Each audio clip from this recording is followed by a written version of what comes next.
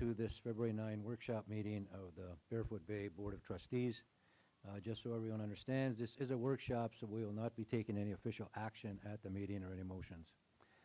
We'll start the meeting by taking a moment of silence to recognize and honor those individuals who work tirelessly to protect our country and to protect our individual welfare, security, and safety. This includes members of the armed services, police, firefighters, and especially healthcare workers who serve daily in the fight against COVID-19.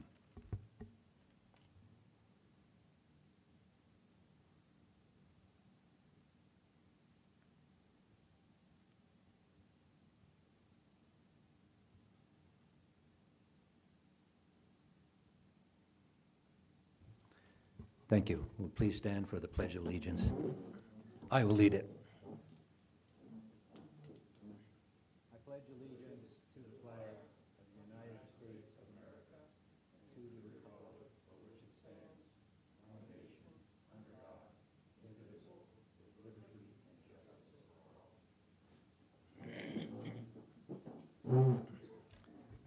Thank you. Mr. Gruner, would you please call the roll?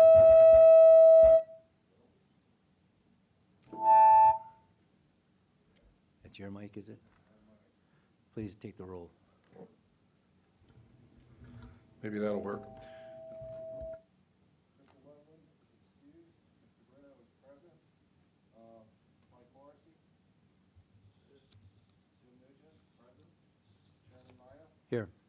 We also have President John Coffey, our community manager. Matt Gett, Department of Services. Stephanie Brown, our district clerk. Cliff Messenger, our counsel, and in the audience I noticed Charles Henry from Finance, Rich Arlington from DOR Human Services, and Kevin Mendez from Food and Beverage. Mr. Chairman, you have the call. Thank you. We'll go to audience participation. Please remember, if you're going to speak, give your name and address and only 3 minutes. To begin, we would have 4 letters. Mr. Coffey. Rich Schwatlow, 636 Marlin Circle. This is an idea to raise some money for the fireworks and create great memories. When I was in Japan at the start of a show, when only a few fireworks are sent skyward, people would give a cash offering for the first ones to be set off, to be done in memory of a past loved one or a birth of a child or wedding. A positive way to raise some money, maybe a mention in the Peak of the Week or paper of who did the donations. Second letter. Several years ago, the BOT planned to build a bathroom near the tennis courts. This was a new bathroom that had not been built there before. Because of that, it had to have a referendum vote by the residents. My question to the BOT is, we are now talking about building a dog park. We have not built one before. Does the building of a dog park have to go out to referendum to be voted on by the residents? Letter from Fran Selecki, 910 U Street. Dear Mr. Coffey and BOT members, I'm writing this to let you know I'm opposed to a dog park in Barefoot Bay for the following reasons. 1, who is going to supervise at all times and ensure that all dogs have been inoculated against all diseases? 2, who is going to make sure the size-wise of the dogs are compatible? 3, who is going to make sure any signs of aggression in an animal cannot be tolerated and that animal removed and not allowed back in? 4, what happens if an animal bites another animal, who is responsible to pay the vet bills, etc.? You can say the owner is responsible and must pay, but what happens if no money and no insurance? It can happen. We do have in the Bay who do not carry insurance. What then? 5, who is there to monitor and make sure all dog waste is picked up by the owner? There are many who are remiss now and do not pick up after their animal. 6, nobody wants a dog park near their home because of the noise factor, odor, etc. 7, who is going to spray for ticks and fleas on a regular basis? People say their dogs need a place to exercise and run free. There's one in Sebastian they can use. In addition, there are several doggy daycares in the area they can go to. Having made the time to go over to the dog park in Sebastian and talking to some of the neighbors who live in the vicinity, they are very unhappy having this in their neighborhood. I hope that if it is denied as in the past, it can finally be put to rest and not brought up again. And then Angel Agol, I don't have the address. She represents Barefoot Bay Dog Lovers Dog Lovers Club. There are approximately 1,650 dogs in Barefoot Bay based on the national average of 33% of residents in community owning at least one dog. In Barefoot Bay, there are no designated secured fenced-in areas where these dogs can run off-leash and socialize with other dogs without getting in the way of others. Therefore, residents often allow their dogs off-leash in common areas, some not cleaning up after them and not controlling them to prevent fights. Suitable locations: open area near Barefoot Boulevard and the walking trail.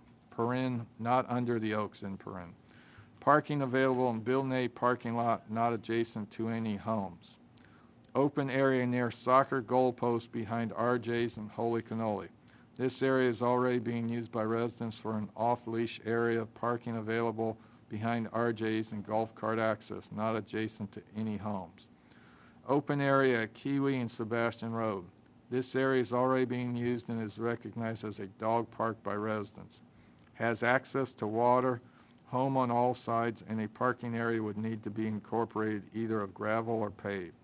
Prior to COVID, many residents have demonstrated their desire for an off-leash dog park with their signature agreeing to abide by the park rules. There are approximately 500 plus signatures.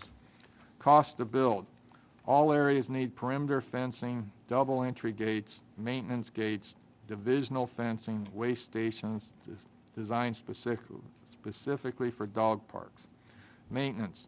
Grass mowing would be performed by Bay Maintenance as they are doing now. No area would need initial reseeding. There's no need to flush a dog park at any time. Nature tends to that. Waste stations would be emptied by Bay Maintenance as they do now. Insurance. The Bay only owes a duty of care to ensure that the park itself is free from hazards. 2014 Florida Legislative Session Animal Rights Foundation of Florida. Florida dog park liability laws, assumption of risk. Dog owners are liable for any injury their dogs inflict on a person or other dog. Dog parks are not responsible for any bite incidents which may occur while at the dog park. Owners are aware that the park is off-leash and choose to enter anyway. The law states that every person can assume others will abide by the law and rules set forth. Dogs must be registered in order to enter the park. Proof of up-to-date vaccines will need to be provided. Dog park rules will be posted on all entrance gates. Budget, to be determined upon designation of site. That's it? Nope, that's all the letters. All right, anyone else for audience participation? Y'all just had nothing to do this early in the morning? You can, yes, ma'am. Up at the podium, please. Come up, give your name. At the podium, please, give your name and address. You have to push that little button. See, push. On the. Thank you. As you can tell, I'm not experienced at this. My name is Vicki Myers, and my address is 1305 Gardenia. And I'm not certain that this is the time that I am to express my thoughts, but it says audience participation. Anything you'd like. Okay. I'd like to respond to the dog park issue. I am in support of it. This is a family community. Pets, in my mind, are not addressed here as parts of family. We have a 2-year-old energetic golden doodle who loves to run. We are forced, therefore, to go to Melbourne, which was our first dog park visit ever. Those people police their own dogs and each other's. I spoke with a man whose dog had been attacked by a Rottweiler. He reported the dog, and the dog is not welcome there any longer. If people don't pick up after the dogs, they are reminded by the other people there. Everybody gets along. There is not a need for 24-hour surveillance. There's posted signs and rules, and certainly one of them is that you are responsible for your own dog if your dog is aggressive or bites anyone. Not the responsibility of the town, it's the responsibility of the owner. I think there are some spots here that would welcome dog parks in terms of space. I think it would be money spent better than other activities that are not utilized. I had no idea there were so many people that were dog lovers in here. There are some who wouldn't utilize it, but I can assure you that there are many people who would welcome it and support it and do their best to make it work. And it would, as it has worked in other towns. Thank you. Thank you. Anyone else? Again, remember, this is a meeting of the BOT, so once we go past audience participation, that's it. It's just discussion of the board after that. No one else? Okay, audience participation is closed. The first item on the discussion items is expansion of kids' swim program. I think Mr. Grunow brought this up, right? I brought this up to facilitate pool usage amongst our youth. During the summer, they have a really good program that runs in the evening, but it doesn't seem to make sense that we don't have pool usage year-round. My idea was 1 day a week, and Matt came up with a really good idea. Take one pool, and the last 2 hours are going to be the youth swim 1 day a week. And so what I would be proposing would be going back to what they used to have here in the Bay a couple years ago. HB was talking a little bit about it, was pick a day of the week, pick a pool, last 2 hours are youth swim. If some of our mature residents want to go over and supervise the kids, so be it, but just realize those 2 hours are going to be splashing and noisy and jumping and whatnot. So it would actually be open to everybody, but you just realize that there's going to be 2 hours of youth frivolity. Thank you. Comments, questions? Right off the bat, I have a question. When you talk about last 2 hours, what are we talking about? So right now, if we stick with pool 3 where it's at, or where it has been, or pool 2, either way, we close it at 6 right now. That's so it would be 4 to 6. In the summertime, it would be later. Pool 2 and 3 don't have parking lights, so they can't be open after dark, and so their hours tend to fluctuate more than pool 1. I would assume pool 3 will go later in the summer as it stays light later. So I think that's a fabulous idea, Matt, that it's a floating last 2 hours, 1 day a week. I'd recommend pool 3 and a year-round opportunity for the youth. Mr. Morrissey and Mr. Nugent, any comments?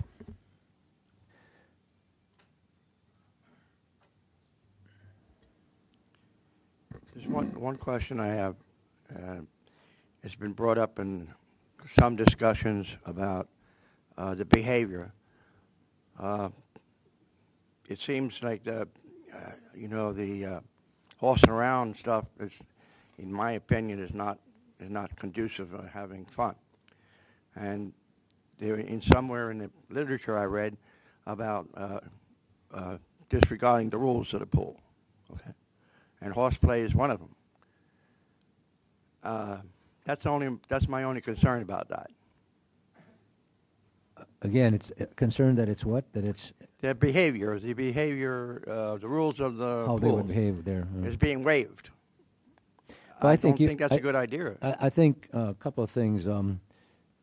If we were to do this, again, a question actually, do we have a sign, for instance, at the pools that says no lifeguard on duty? Yeah, it's posted on the rules. It is posted on the rules, is it? Okay. That's right. The origins of the kids' swim that happened in the last 3 to 4 years was to waive. Trustee Morrissey is very correct. There's rules against horseplay, splashing, And the concept of the summer kids swim was to have a period for kids where those rules were waived. And so if y'all wanted to have this as a year-round incorporation, we could amend the policy manual to call out that specific rules don't apply to the kids swim part. But Mr. Morrissey's correct of the rules for the pools generally, but in the past, the kids swim exempted those rules, and prior boards also exempted the requirement for a social membership badge. So if their concept was if parents are renters and don't have renter's badge, they didn't want to penalize the kids for not being able to go in the pool normally. Whether you do that going forward or not is your call, but that's some of the history of the prior kids swims events. And we have do we have a kids swim now, just in the summertime? We're not going to do that, Harold. We're not going to go audience and membership. No, we're not doing that. We didn't have it last year because of COVID. In the prior years, we've had it. One year there was, and it just was from like the end of school to start of school. There'd be a event at Pool 1 where there'd be a little kickoff with some food, and then it would transition to Pool 3. And then at the end of summer, there would be, quote, an end of summer little party at Pool 1 where they'd have a DJ and some minor food and snacks. One year there was concern about the guest passes, and some volunteers in the community covered guest pass costs for kids who didn't have it. But that's pretty much the history. This started, I want to say, 4 years ago. Do we have, from the administrative staff side, do we have opposition to this? I mean, is there any reasons why we wouldn't do something like this, set it up later? Leslie and I are completely on board. Are We you? think it's a great idea. Yeah. And I would think, and maybe the rest of the board feels differently, that, we're looking at 4 or 5 items here. If this was to go, and I don't believe this is something we need motions on at a later meeting even. I think this is something staff simply sets up the schedules, takes care of the rules, does all of those kinds of things, correct? Yeah. So again, we're not taking motions at this meeting, but unless there's opposition to some of this, I would say it's a board consensus that we direct staff simply to go ahead and look at the scheduling of it and set up rules, et cetera, et cetera. I was just going to say, I was really pleased with what Matt and Leslie had. I had a vision for this, but boy, they've really fleshed it out. That's good. Yeah, very good. Okay. Any other comments on this item? You understand the direction of the, okay. Leash-free dog park. This is on from Mr. Gruno. Did you bring this forward? Yeah, I brought this. My aim in the dog park is that we've been talking about this now for at least the 3.5 years that I've lived here in the Bay. Somewhere along the line, I would like to see it move to either a contingency budget so it doesn't get lost. It seems like we're always churning this years and years and years. Now, do we have enough money to do anything with it? I don't know. As you said, Chairman, it's going to be a tough year, so I'm not sure financially we can pull it off. But I would at least like to move it to at least a contingency budget line item so it doesn't get forgotten. That would be my major thought on that. And I'll ask Cliff, if this went over 25,000, we'd have to have a referendum? Not necessarily. Every project is kind of different, and there's some degree of confusion about that. And the analysis is, and I know one of the comments that was read related to the restrooms that were planned at the community center. Basically, the charter $25,000 cap spending limit relates to new and tangible personal property acquisitions. Back when those restrooms were considered, I wrote an opinion that indicated that because those facilities were a new facility, that it should be, in an abundance of caution, put out for a referendum vote. The charter requirement requires that when you spend when the board decides to spend $25,000 on a new tangible property acquisition, that be or a real property acquisition, that be put out to the voters by way of a referendum vote. Because of that specific project, and our understanding of the charter cap at the time, I wrote the opinion saying that I thought the board in an abundance of caution should put it out for a referendum vote. Since I wrote that opinion, we had the lawsuit related to building, the NIB building, the Ginther lawsuit. And in that suit, the court, when it made its ruling, effectively said improvements to the district's current property are excluded or exempt from the charter requirement. Now, that was that's not exactly the wording in the case, but that's effectively what the ruling means, is that on existing property that the district owns, if it wants to make improvements, that it can do that without putting it out for referendum. It's kind of it's a vague analysis or standard that you look at to some degree as far as when you've crossed the threshold from an allowable improvement to something that's a new facility that you'd be creating that would fall within the cap. There's not really a one-size-fits-all answer to it. If if the district wanted to put a 50,000 seat stadium out and construct a multi-million-dollar project on one of the district facilities, would that fall would that be exempt from the cap? Probably not, because of the nature of a project like that and because it doesn't serve a current function that the district is serving. A dog park, a passive use dog park that might trip over $25,000 probably doesn't technically fall within the cap, because it would be constructed on an existing facility and it would be individual components that would be making the dog park. None of which I doubt would cost over $25,000 in and of itself. You might have some fencing, you might have a water feature, you might have some benches. I don't know what's all involved in the ground prep work for that, and maybe you have a pavilion or something. I don't know what's actually planned. But none of those acquisitions or expenditures would cost over $25,000 in and of themselves, and so chances are you wouldn't need to put that out for referendum.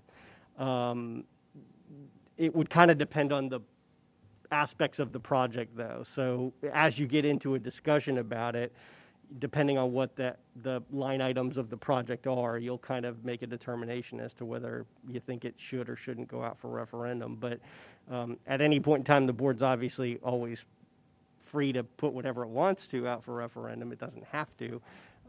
Even if it doesn't have to, it can always do that. So, but based on my understanding of what's proposed, I don't believe that it would fall within the cap. So that's a long-winded way of answering your question to say, no, I don't think you would have to put it out for referendum. Mr. Coffey? Yeah, just to chime in on the cost, if you're talking about a site that already has parking, the cost is approximately under $20,000 if there's parking and there's a potable water source in the area. If you're talking about an area where you'd have to get water connection and put in parking, that drives the cost up. For example, there's always concerns about restrooms. The Kiwi in Sebastian site doesn't have any type of bathroom, so whether you look eventually to build bathrooms, put a porta potty down there, from my experience here, you have a dog park down there, somebody's going to need to use facilities, and so there's no restrooms in that area down there.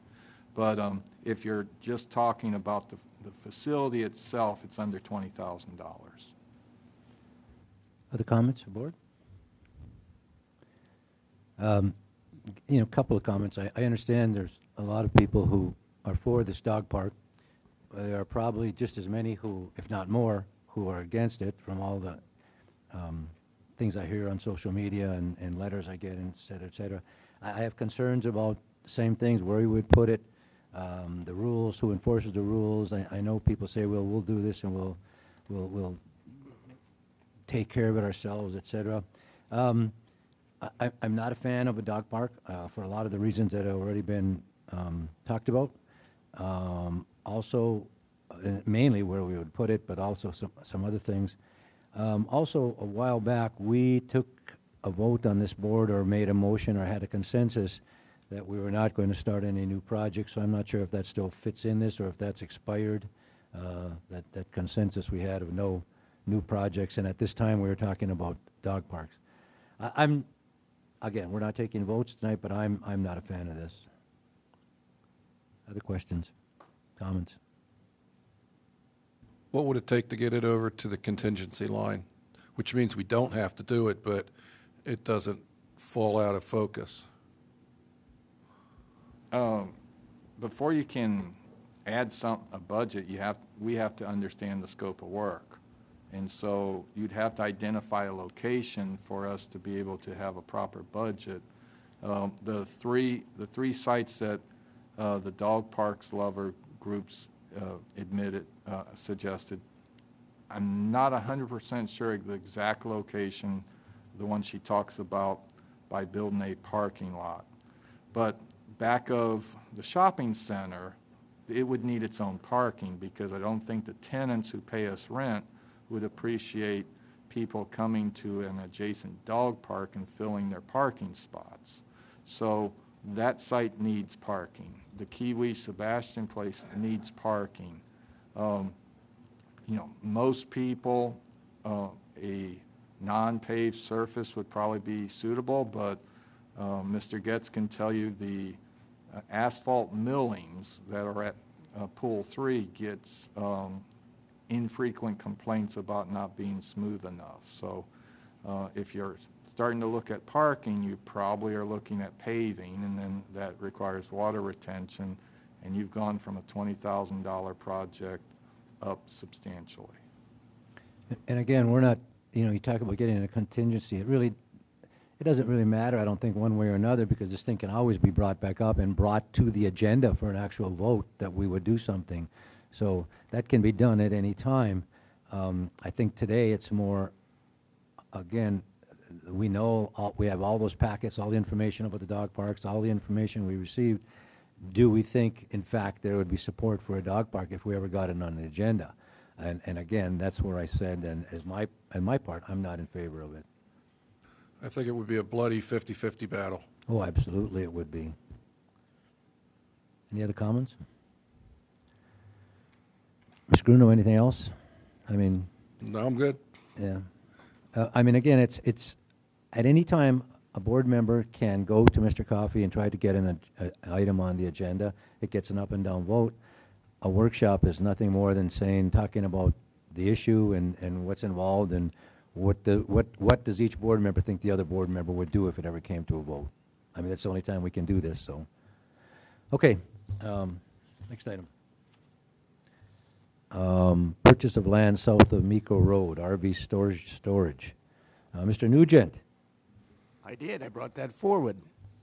I should probably defer the comments to John and to Rich Armington. They introduced me to the property over behind the RV, and to me it's a sensible purchase on our part, not only to expand the RV park, which is currently 99.9% filled all the time. There's a waiting list for people. I believe honestly that to help suit the needs of the residents in Barefoot Bay, and also an opportunity for us to generate revenue for the Bay, I think it's a positive purchase.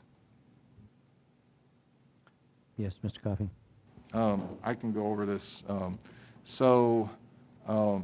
The property we're talking about is up on the screen. It's vacant land, largely pine trees, so that's a good indication that it doesn't have wetlands in it. It's bordered by Fleming Grant Road, our property, a private home, and then homes in Barefoot Bay. as of last year, the value of it, market value was 31.8. Now, folks who don't play around on the property appraiser's website, this means 75% of the anticipated value of the property. It hasn't risen over the years because, you know, when you look at the map, there's not a lot of use that it could be. You know, somebody could buy it and put maybe 3 large homes on it. But back in 2017, the board considered this along with other projects, and we had TLC look at it. And that is what we used in the agenda memo to come up with the concept that we could, that the acquisition and development cost is approximately $300,000. A net revenue over expenditures is about $38,000 a year. Return on investment is less than 8 years. This is one of the reasons I asked Mr. Reppinger to join us today, because this probably does squarely fit into a cap, which would, the cap on acquisitions, that would require a referendum, but I'll defer to him. And in a further analysis, we estimate using that we could get approximately 94 new spaces out of that. And if we borrowed the money from a bank, which has a validation requirement, the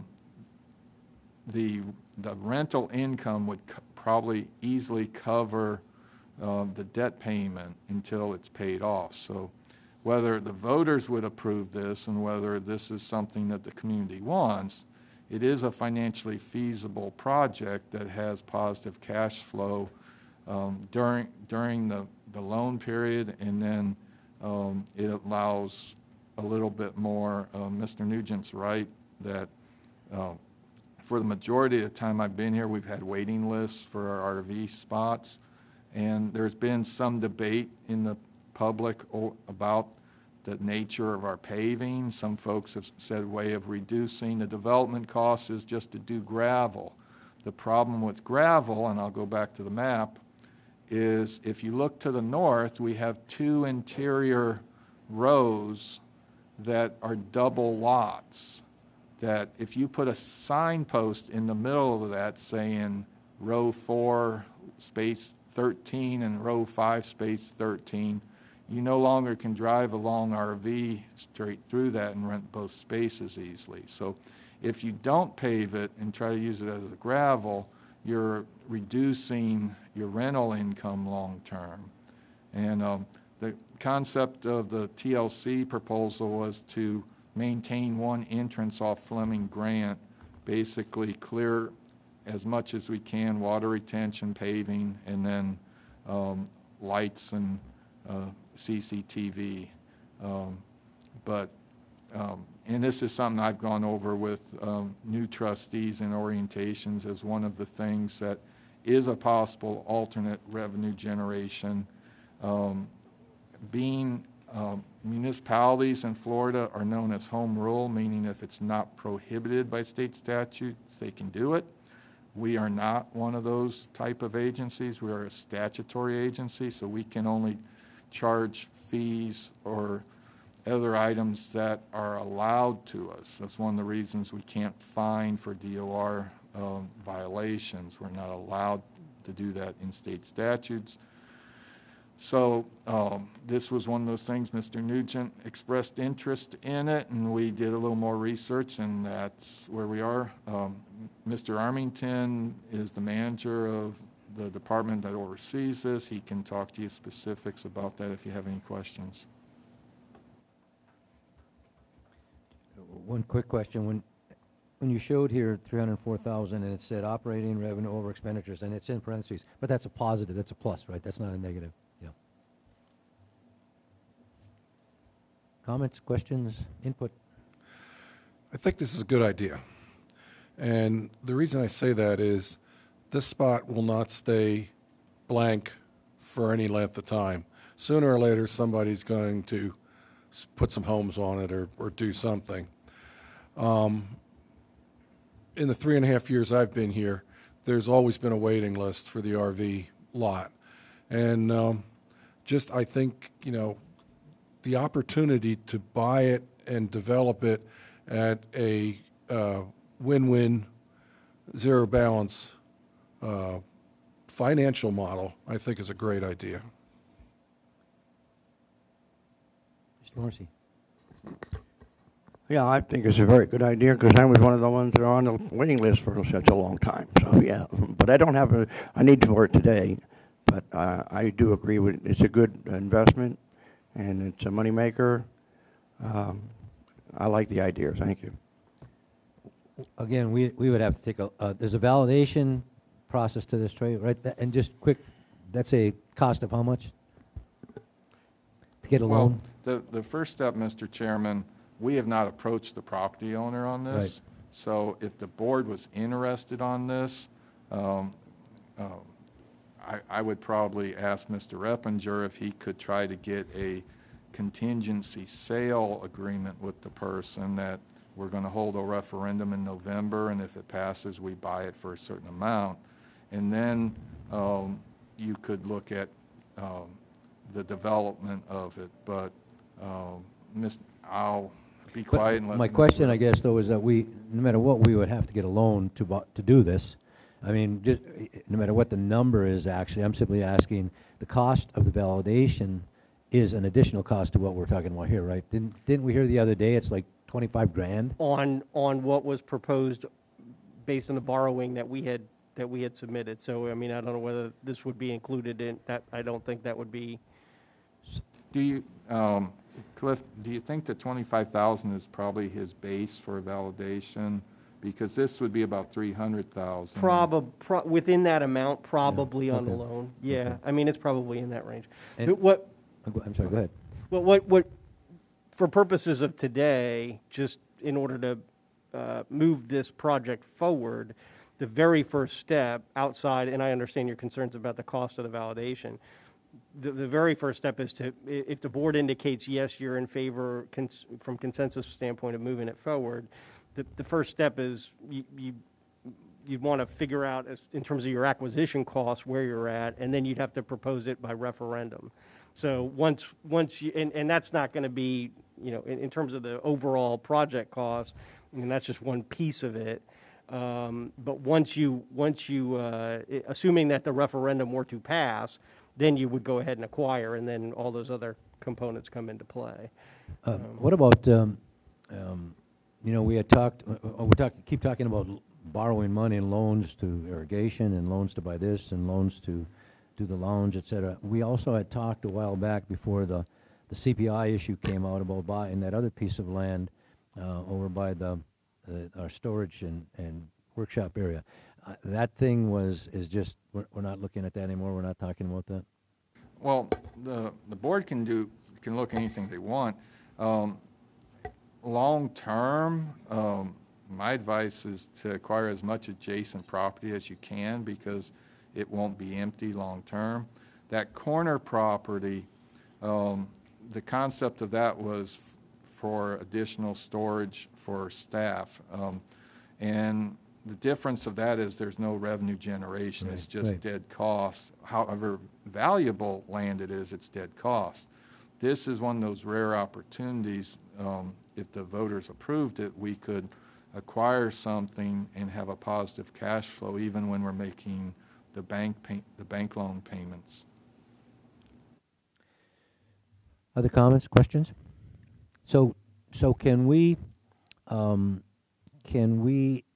ask staff to put together a recommendation or what a recommendation what our first step would be to investigate the possibility of doing this for the next meeting so we could vote on it? Is that? We can do that, or if you would like, we could reach out. This is all contingent upon the property owner willing to sell it at what it's Right, worth. right. What I'm trying to do is not spend a hell of a lot of money before we even think that, yeah, we might really want to do this. That's all I'm trying to stay away from. I don't want to spend $20,000, I want to do this. Yeah, So- my suggestion would be to let us reach out to the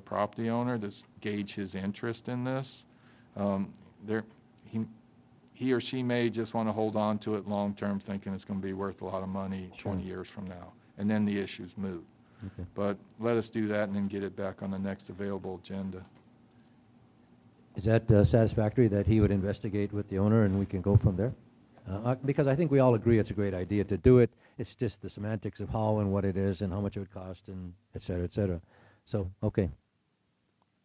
Good, thank you.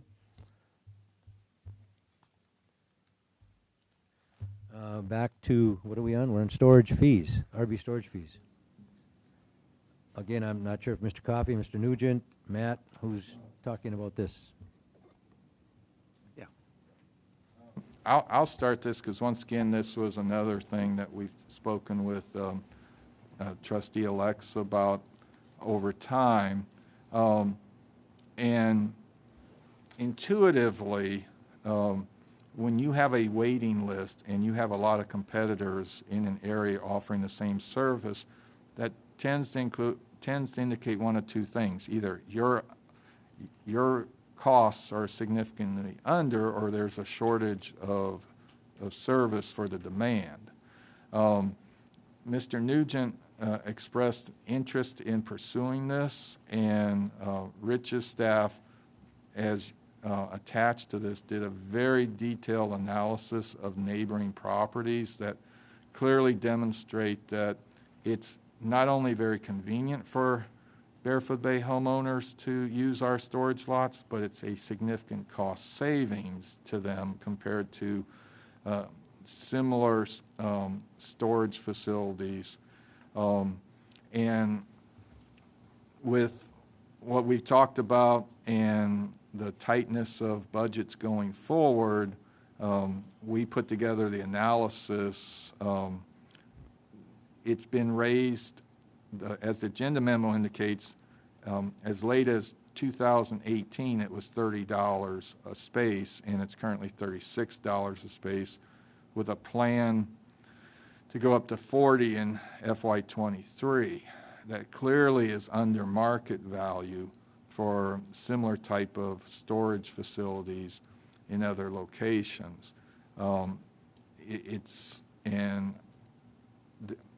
I had attached up on the screen is the concise comparison.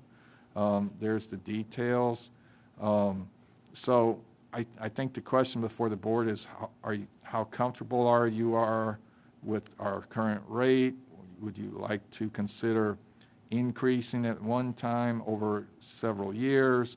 But clearly, not every neighboring storage facility has our level of service. Like Ray's Outboard is $67 a month for something under 30 feet. That's grass, and it's 8 miles away from here. And so you almost pay double to park it at his place on grass, and you drive 8 miles back and forth. A lot of the places I've gone to a per foot storage fee, which is something that would significantly change how we rent spaces out, because Rich's folks would then have to go out and double check to see if somebody told us they were putting a pop-up camper in their spot, and then they put a month later they pull in a 40-foot long RV into the spot to try to get around it. So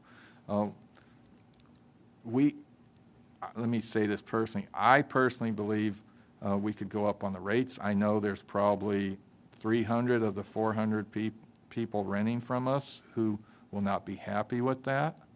But with the pool controversy we're all aware of, I'm not afraid of making a difficult decision.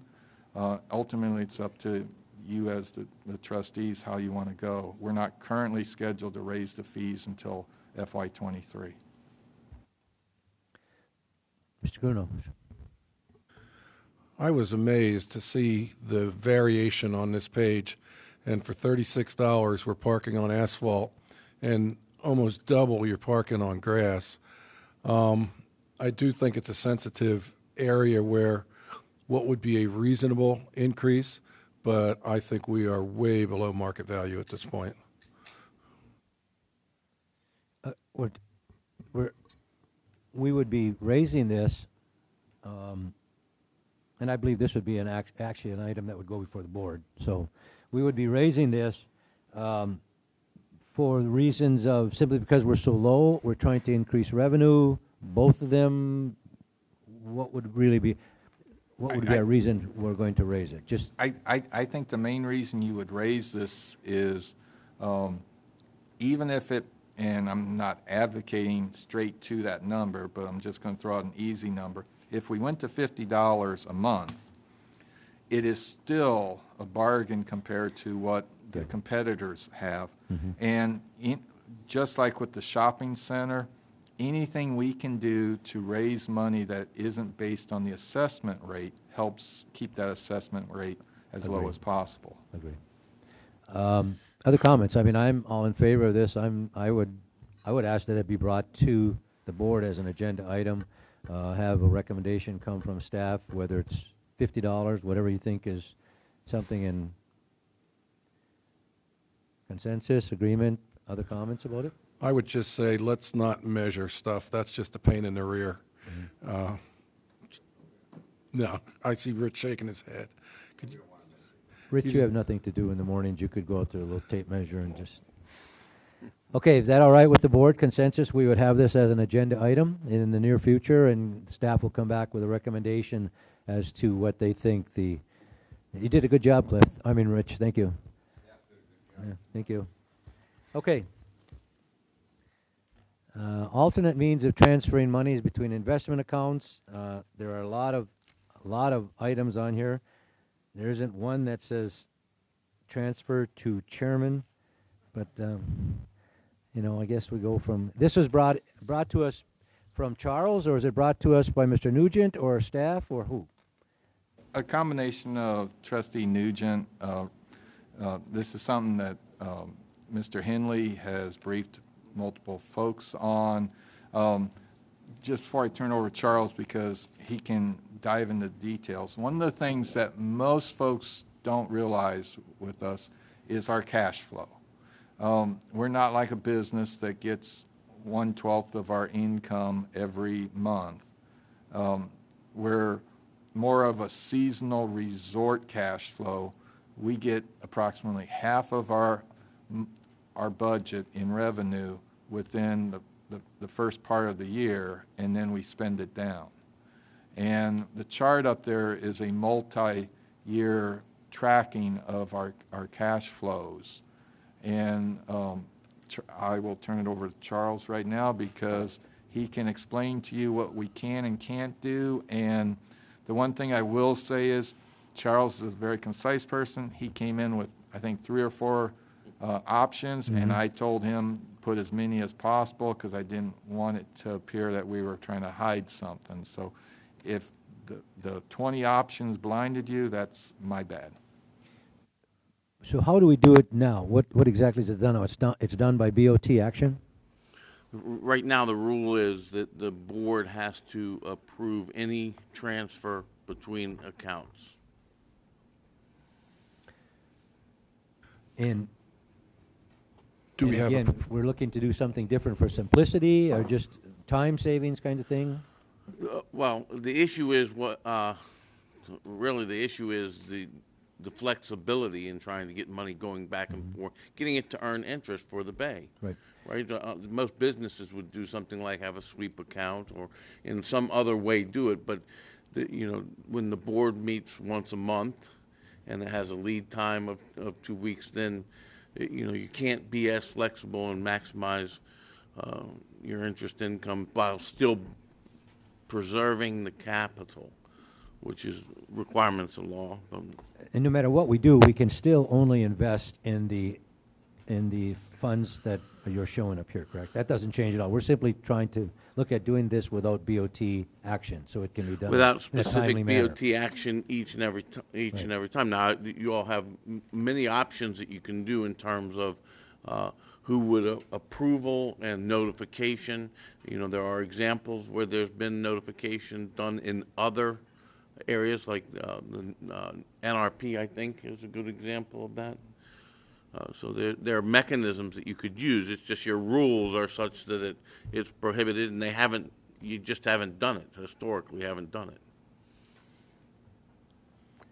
I'm sorry, go ahead. Comments, jump in, folks. I have certain questions. I'm all for this. I'm going to try to find a way we can do this, so any other comments, questions?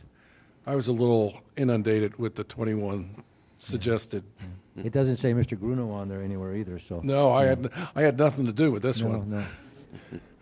Charles, if you had your preference, what would you suggest? Yeah, that was going to be my question, too. And Mr. Coffey, same thing. I actually have no preferences. So, it's really up to you all and the community and what fits your preference. Like many times, a lot of the cash management at banks there can be a staff or some member that actually suggests something and it's approved by a board member, a trustee or a chairman or some combination of multiple layers. Again, it has really up to the board and how they feel the community can accept it without confusing it. How often do you think this would happen? Well, it depends on what we would do in terms of thresholds, cash management that you would hold in reserve to make sure that you're never in any. We pay bills weekly. It varies. Right now, it's a little bit low because of the COVID situation, but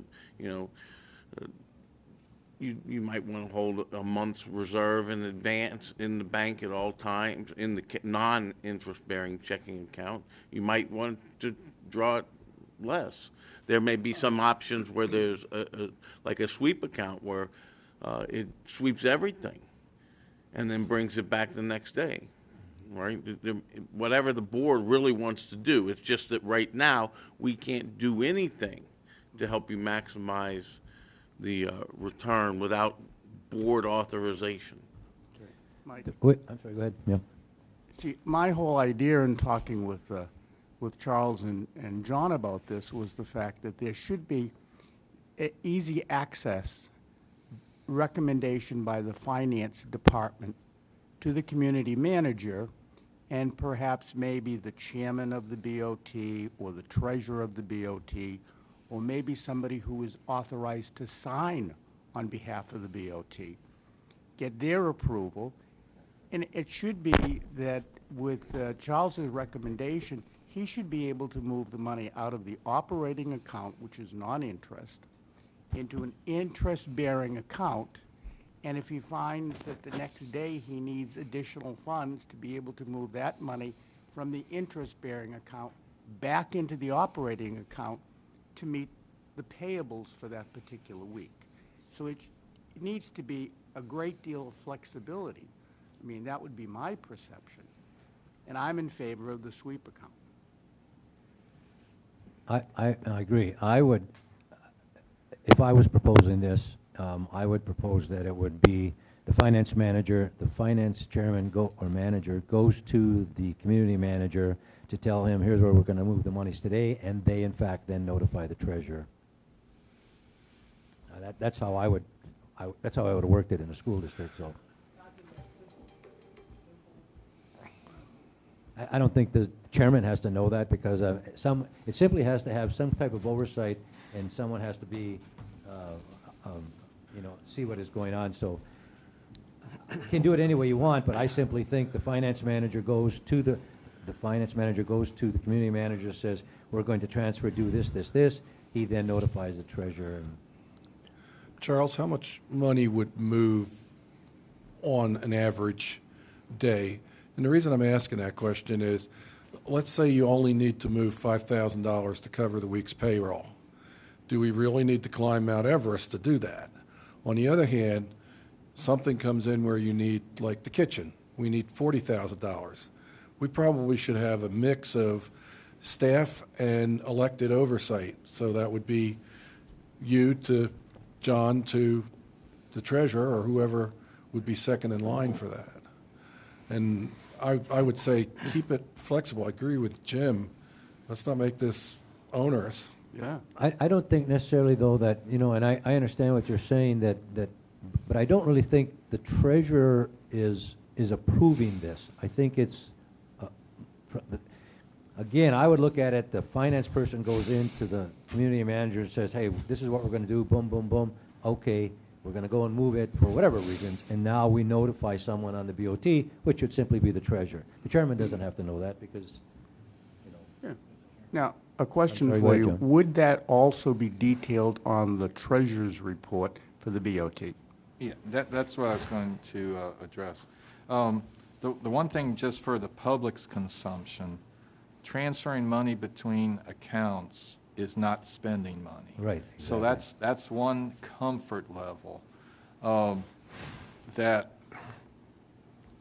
what the chairman's suggesting is very doable, and I would say if that's the comfort level of this BOT, we could notify the entire board as soon as the transfer is made, and then it shows up on the next treasurer's report for the community to understand.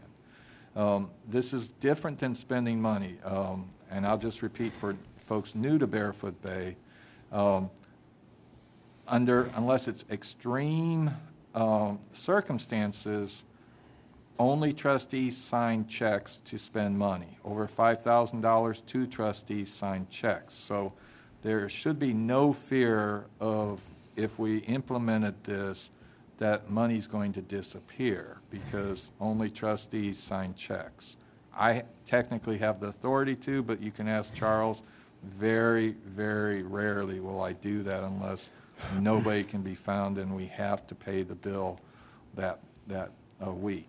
So we can bring this back to you. This would require policy manual change for a formal vote of the board, and it would allow the public to maybe digest it and give their input on it. But this would, once again, like the RV storage fees, we can squeeze a little more money of interest out of what we have in the bank. That helps everybody around without dipping into the residents' pockets again. I was trying to find out what the difference is. Why do you want to change what you have now? I mean, We the have interest now- rates, the now it interest has to rates go- are now it has very to- low. It has to go to the BOT for a vote now before they can ever do it. No, I'm just saying, what was the reason for bringing it up, though? We're talking about pennies on a dollar. Do you need to change?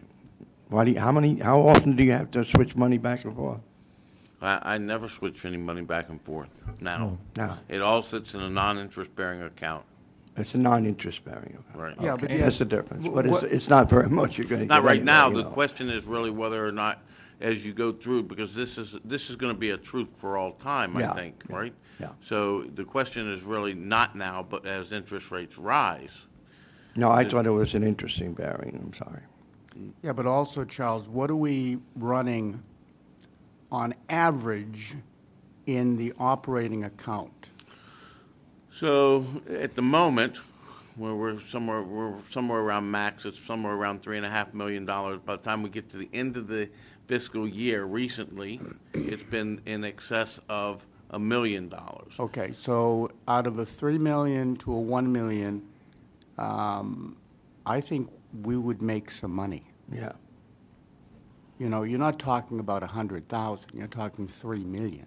Right. And if I were bank president, I'd be laughing at midnight because you people hadn't touched it. That's right. And part of the reason that we historically have not brought these transfers to and from the board is, one is just, it's one of the good intentions, but workload tends to squeeze it out, and it requires a resolution to happen, which, no disrespect to General Counsel Reppinger, but he reviews all our resolutions, so to move money between accounts requires us to spend money on Cliff to review the resolution to get it on the board, and it puts something on the board that is more housekeeping that can cause confusion to the community of why we're moving things if you're a random watcher of board meetings. I agree completely. It is more housekeeping thing, so.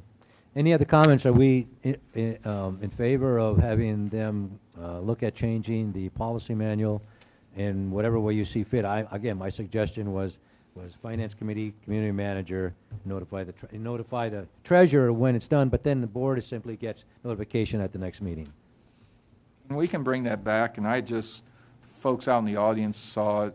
Up on the screen, I put the last treasurer's report, so you can see we have $3.8 million right now in a non-interest bearing account. And we probably can get this back to the board first meeting in March for consideration. Question while we're on transferring funds, budget, treasurer's report. This is not a major concern of mine, but I always wondered about it, and I talked to Charles about this one time.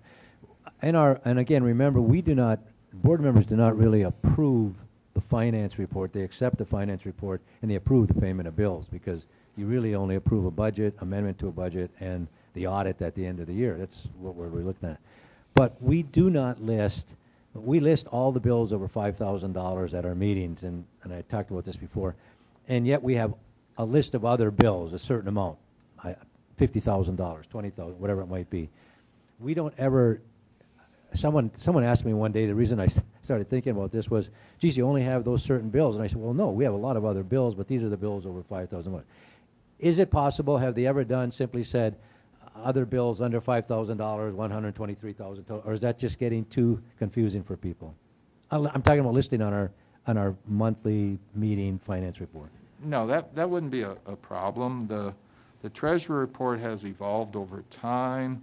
When I first started here, the treasurer on the board actually kept her own set of books as a way of making sure our books were correct. Yeah. And so if it's a consensus of this board, we can add that line to the next treasurer's All I'm saying report. is I would like to see a line item added saying whatever it would be called, total bills paid under $5,000, not individually, just an amount, and then you list the bills as we do, the bills over $5,000 that the board must approve. Is that anybody have a problem with that? It simply is more, you're just being more open, transparency for the public so they see what we do. Okay, again, it's not a major concern, but it was a concern of mine one time. The last item, Building A kitchen usage. Thank you, Charles. As Kathy walks up, and she can speak to specifics, the kitchen project's coming along very well. We are confident, unless we come into some unknown issue, that we'll have this completed towards the end of next month. What we will have for the first time is a modern commercial kitchen. And this is something I asked Kathy to look into several months ago to bring to the board an equitable way of providing a base level of service to all residential users of our building, but keeping the kitchen, the residents safe and limiting our liability. For example, each Thanksgiving, the local news channels will always have something about somebody catching their house on fire, deep frying a turkey. We'll potentially have the ability for somebody to deep fry a turkey in our kitchen with the new fryer system. So Kathy can explain specifics, but what we are proposing to bring back as a policy manual change is a substantive change to the cost of using the kitchen. Within the agenda memo as an attachment was a working diagram of where for most groups we'll provide free coffee for their event. When you start getting over 100 people, 50 to 100 people, we start limiting it because we don't want to have the situation where we put out a lot of coffee and it's not, consumed, and then the residents are subsidizing that. But we are concerned about things such as the deep fryer and the stove top, some basic items are available for use at no charge. The other thing that this addresses is the sanitation between uses with COVID and going past COVID.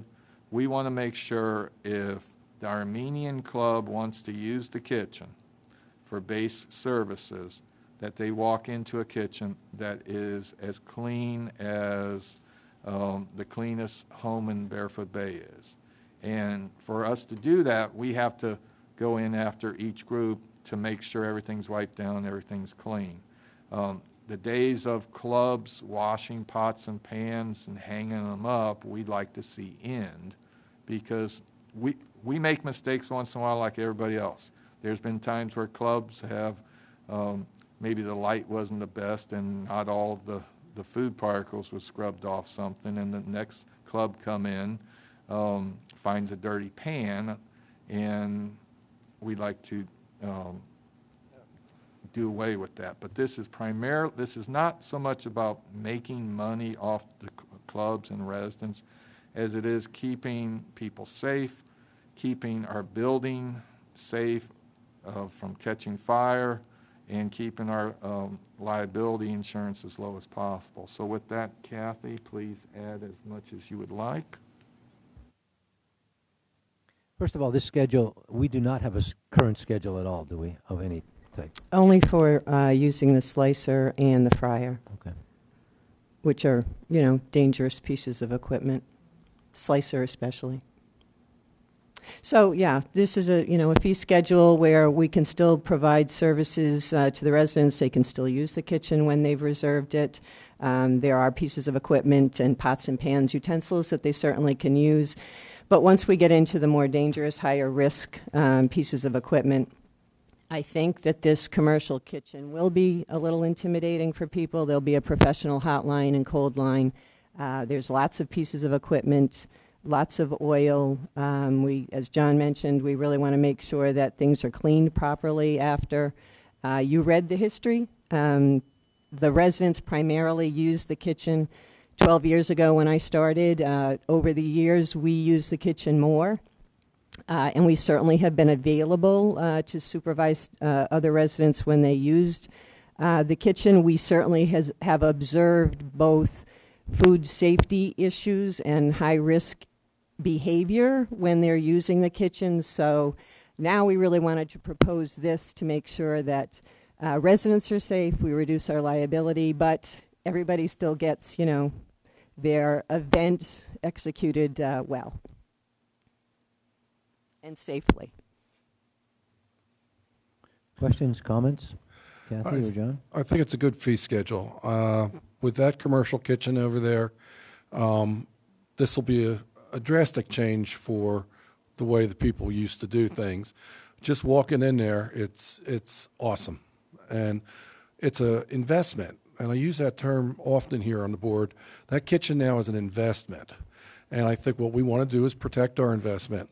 There are several items up there that would run you some issues with OSHA. And so, again, I think we do need to have staff supervision on the ones that are up there. At $16.50 an hour, that might add, I figured, $200 to a club's dinner, give or take, depending on how much you need to use. But I really do think we have to have the supervision in that kitchen now, and in the long term, it's going to be a good investment.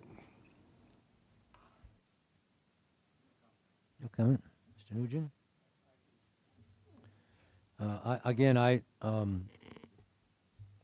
This, to me, this is a staff item. I believe if you think this is necessary, I'm all in favor of this. I would ask that you come back at a BOT meeting with a schedule and a policy change. I just wanted to mention that more and more we're catering for most of the clubs, but there are, probably about 4 clubs who use other caterers who come in with food already prepared. So they need use of the warming ovens, which we are including. There's no charge for that. Those are electric ovens that can be turned on as they were in the past. So that is available to them. And I think that's it. If an outside caterer comes in, Kathy, is there any Barefoot Bay supervision? We, depending on how much equipment they're going to use, that they're paying for, we will provide supervision for that. We did not address using the warming ovens and having a staff person on site, whether that's subsidized or a rate of service. We maybe need to look into that. But we certainly wanted to always have someone there to supervise the kitchen. Would the average caterer know how to use a warming oven? Is that Yes. difficult? No. Okay. And most of the catering that is done besides food and beverage, they're cooking the food at their location and bringing it. There is a clause in the policy manual for those new to Barefoot Bay that prohibits someone from like Ruby Tuesdays coming up using our kitchen to serve meals for profit in Building A. And so the likelihood that a caterer would want to use the entire kitchen is slim, but there has been in the past for like Thanksgiving meals for the CVO, HOAs, people wanting to do some heavy use of the kitchen, and that's partly where this really would kick in. For a club that has RJs bringing food in, they're not going to see that much difference with this fee schedule. Any other comments on this item? Okay, we're going to into the trustee remarks. I'm going to start because I was going to add this to the agenda. I need something for this board to think about, very controversial, I'm sure. I have always said since I ran for the board and been on the board that this board should be a 7-member board. They should be on for 3 years. You would never, ever get rid of the majority of the board members. So if a board, and I think this is brought up in other times, if the board makes decisions about things the way it is right now, the next time an election is held, all of those things can be thrown out the window because the majority of the board may be voted in. 7-member boards, I know they had 7 and 9 here before. I know all the stuff about it, but you have good boards and bad boards. I still think at some point, if we ever go to a referendum, we have to discuss the fact of looking to go, changing the charter and go to a 7-member board. In 1 year, you could have trustees elected to 3 years. 2 years would be left on them, 1 year with the other trustee, and every year you could go down, as you go down, you would eventually get everybody on a 3-year board. It would prevent, to a certain degree, although we have a very good board now, it would prevent to a certain degree board members forming their little coalitions here, 3 against 2, and all of a sudden 2 board members find that they spend a year on the board or 2 with very little input and decision-making process. With 7 members, it's much more difficult to do that, and you never, ever, ever get or elect to the board a majority of the board. So just something I throw out. I'm not proposing it goes on agenda. Something I want you to think about. And if it does not have anything to do with me being on the board, because I would not run for sure if somebody said, hey, he's doing that because he wants to be on the board longer. I would not do that. But it's something to think about as we go forward. Trustee comments, incidentals, Mr. Gruno. Well, you're about a month ahead of me, Chairman.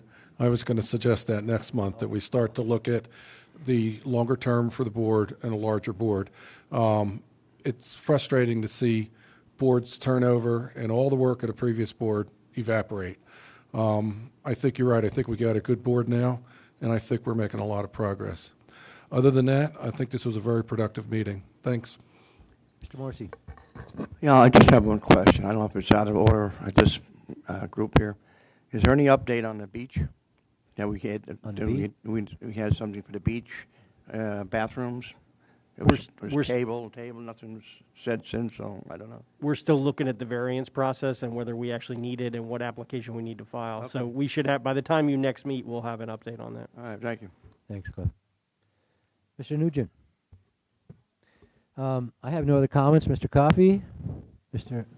As Trustee Gruno reported from the FAST meeting he went to, the 2022 Florida legislative session starts in January. So typically, if we were to try to get a special act of the legislature to address the 7-member 3-year term, we would need to get in front of the local delegation meeting to get their support, which Cliff probably has a better idea, but this year It may even be in August. But, so, Mr. Bruneau's suggestion, getting started talking about this soon is a very good idea, because if you wait till July and August to try to talk about this, you're going to miss the 22 legislative delegation. And, Well, Yeah. well, I agree. I mean, I know, I think I told you over a year ago, 2 years ago, that this is something that I kind of ran on, from the fact of saying, for the reasons we've already discussed, why a 7-member board works better. And I've always been in favor of this. I've had a number of people ask me, well, why haven't you done anything to bring that back up?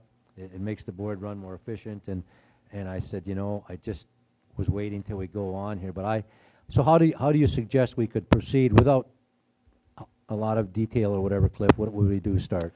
Well, like Mr. Coffey said, this is a 2022 legislative delegation issue. So what you would do is, what I'd like to do is, and the board, some of the board, I know that, Mr. Mino, you're familiar with it, some of the board members may not be. In 2007, the legislature passed the special act that allowed the board to take its membership down from 9 to 5 members. In the statute, under 418, the board membership is spelled out to be 9 members. So the special act allowed that takedown based on the statutory reference. The statute still says 9, but we have the special act that governs us at 5. I'd like to take a look at that to see if there's any leeway with regard to going back to 7 under that legislative act, because it was a step down. We did it over I think it was a 2 election cycle period. We were at 9, this board was at 9, it went to 7, it was at 7 for 2 years, and then it went down to 5. So I'd like to take a look at that special act just to see if we could go back under that act to 7. If we can't, what we would probably ask for would be authority for the board to authorize us to begin efforts with the delegation to propose language, and we basically need to draft some special act language, taking it back up to 7, that we would then need to go and make sure that the delegation would support. So the individual members need to support it. It needs to be unanimous in front of the delegation when they meet. So based on whenever the session deadlines are, we would need to be on that delegation agenda for 2022, have them all support it, and then have a sponsor for the bill, who would then sponsor that. And it can be any legislator that is from Brevard that can sponsor that bill. It doesn't necessarily have to be our representative, but it generally So is. can you, for now then, can you start by looking into that act and see where we can go from there? We will do that for you for the next meeting, for Thank you. sure. Yep. Cliff, would this have to go before the residents as a referendum? No, No. it's just a special act. Let me back up. Actually, I shouldn't speak so fast. The legislative acts that have created differences from state law or from the charter have generally been subject to a referendum vote after they pass. So for instance, in that act, it was passed subject to the referendum vote of the electors to take it from 9 to 5. So that may, in fact, be a requirement that comes out of the special act. I'm not 100% sure, but if we wanted to go back to 9, we could do that under the statute. We wouldn't need anything to do that, but because the other special acts have been subject to referendum, this one probably would be as well. Okay. Any other comments? Questions? Looking for an adjournment. Mr. Coffey, anything else? Nope. Mr. Chairman, could I have a point of order, please? Sure. Well, I was very disappointed that you didn't allow the audience to participate today in this workshop. We've done this for many, many years, and it's only been positive in helping for you people to make a decision. This gentleman apparently had some input that would have helped or contributed in that way, and you denied that. Yeah. We pay the bills. We should have an input in saying it. To have audience participation before anything has been discussed is useless. We don't know And what again, you're I don't want to gonna cut you off, but we're not going to do, that's not the way you run a meeting with a Thank you. workshop or a regular meeting. We're going to have meetings that the board discusses the issues, the public can participate in public audience participation. That gives them a chance to speak on any issue, but we're not going to sit in a meeting and get a dialogue going back and forth between the board and the community. So, okay, anything else? I look for an adjournment. So move. Adjourn.